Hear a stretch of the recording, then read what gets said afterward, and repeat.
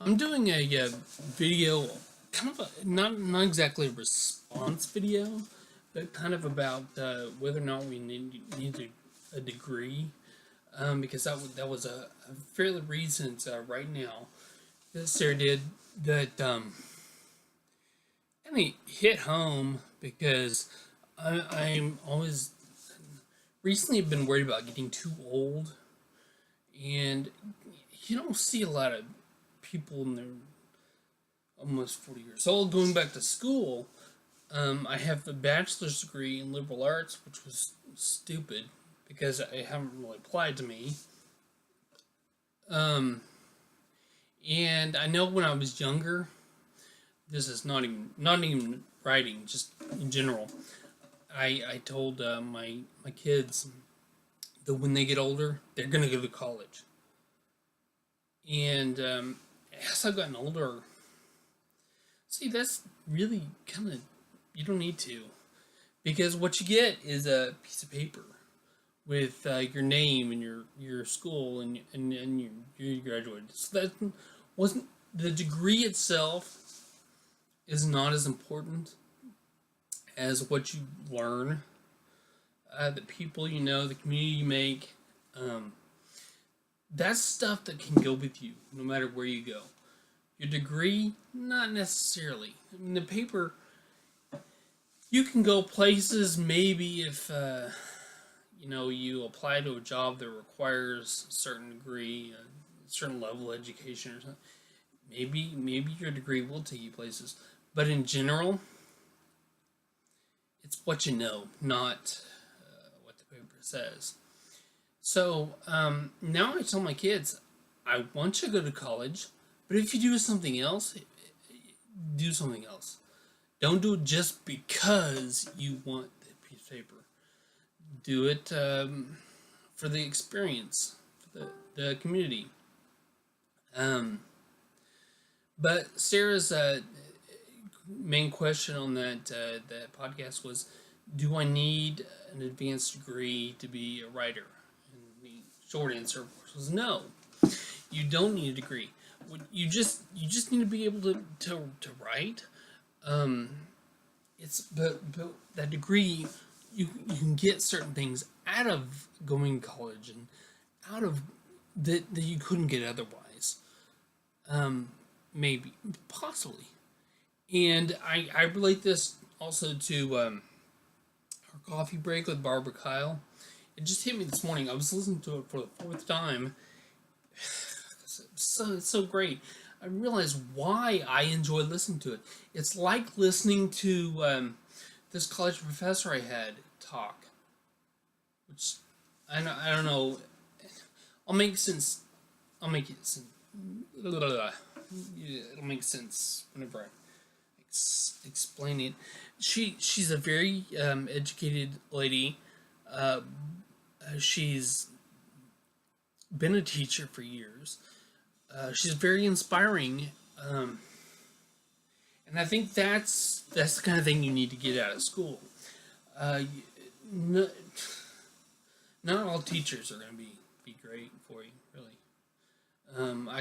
I I'm sure there are a lot of teachers I had that I can't even remember the names because they didn't mean anything to me. But a few teachers are really, they were really instrumental in my life, and that's one of the main reasons why we would go back to school, is to the community, the people that you meet, people who would inspire you, who would encourage you, who would be a positive influence. I mean, yeah, you learn a lot of stuff about the process of writing, which is important. I mean, don't get me wrong, that's important to know your grammar, to know your spelling, to know how to format things, and to know all the little nuances, the mechanics, basically, that go into it. But something Barbara said, was it Battle of the Craft? It was Lost for the Art. I don't know actually, but it's basically, we see the end product. when we pick up a book off the shelf, we don't see all the stuff that went into it. Because for a writer, it's real work. I mean, there's all the stuff we know, and it's getting a little bit off topic. Never mind. Never mind. Scratch that last minute or so. Not a minute. I don't know. I'm really bad at time stuff. But people, teachers who encourage, who help build you up, that's really important. And I think Sarah calls a mentor relationship. I've heard that I've been hearing that. I've been listening to it for a couple of years. And right now in coffee break, and I hear her talk about a mentor relationship. I think, whatever. I don't have one. And then I think about it. People who have come in on my life are mentors. In different ways, you take different aspects. Not, people who aren't necessarily writers. Someone who springs to my mind right away, but only too emotional, is my science teacher from high school. I had 2 classes with him, and yeah, I'm not big on science, per se, but it's the enthusiasm, passion for life. He had, in his classroom, he had the back wall of his classroom was full of books, science fiction and fantasy books, just novels that he'd collected over the years, and he let his students check them out. It wasn't check them out, kind of like a library, but he just write down, okay, you've got such and such, and we would borrow books, and he'd encourage us to read. He passed away a couple years ago, and I regret not going to visit him, because we now live in the same town. I didn't have any good excuses. I just didn't do it, and I regret it. And okay, now I'm segueing into something different about having regrets. Don't have regrets when it comes to writing.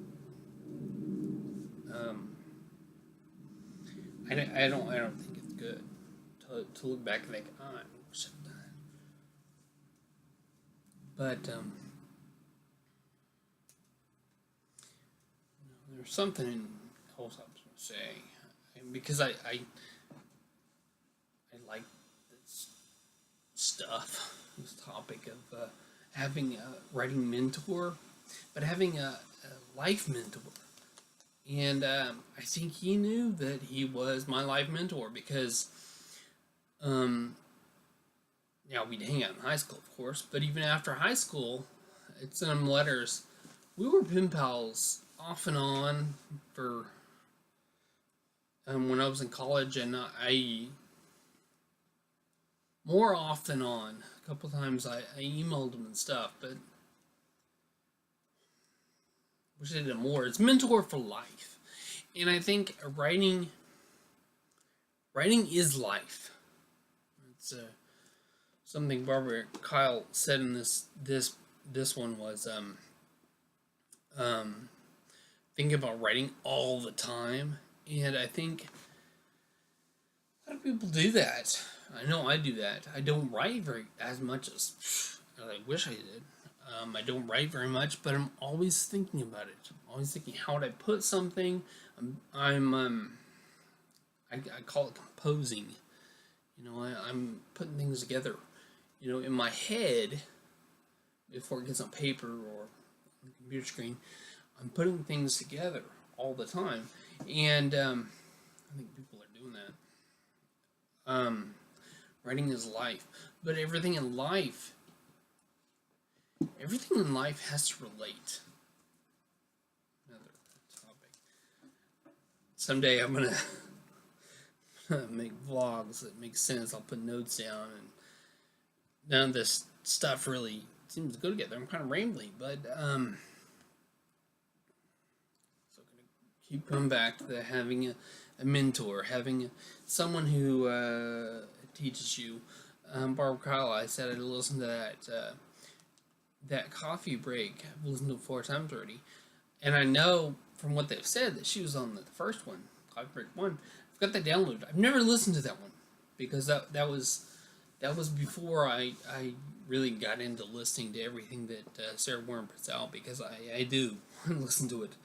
So when she has this audio drama thing comes out next month or whenever, I'm going to be downloading those. And but I downloaded Coffee Break 1 with Barbara Kyle, and I'm going to listen to it probably later this week because I've got so many downloaded. But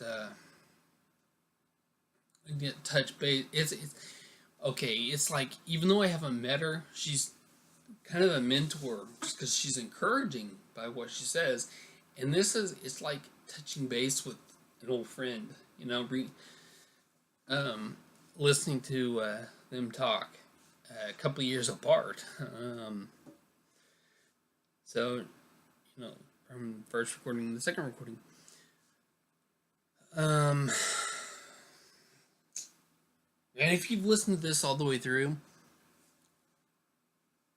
click on, I don't know, I'm gonna upload this to Facebook, but I'm also gonna upload it to YouTube. I've got a YouTube channel. I've got like 300 or 400 videos on YouTube. This is one of the few that I've done with the stationary. I've used my computer, the webcam. I'm probably going to do it more often. Can't wait until I get an office. And you can't see my bedroom, but this is probably preferable to my walking vlogs. I usually have my camera phone, and it's different because I'm like in your face like all the time. And that's like, my wife's mentioned it to me. She's like, that's kind of like, almost like invasion of privacy, because you get in people's face. It's like, because everybody has their bubble. I don't know if mine's very big, because I don't mind it, get up close to people.